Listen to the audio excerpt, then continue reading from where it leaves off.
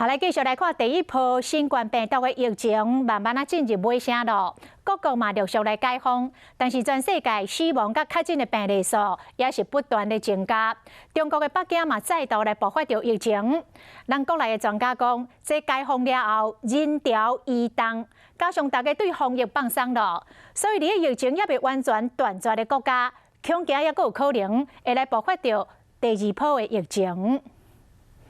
美国、澳洲甚至到亚洲地区各国陆续解封，不过全世界每一天新增加个案数却是一直增加。专家讲，也未结束疫情，亚洲地区有可能是第二波流行的国家。在防疫上面一定有松懈哦，所以你可以看到，在很多的首都地区，韩国它的这个 R0值又飘到1以上，那日本的这个 R0值也一直在往上，某些地区呢情境感染往上升哦，所以解封指数呢基本上来讲都有增加。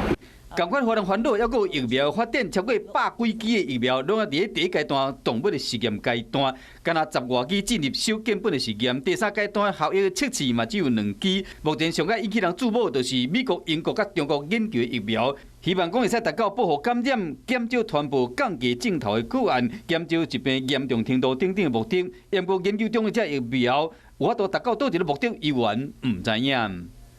很多的感染地区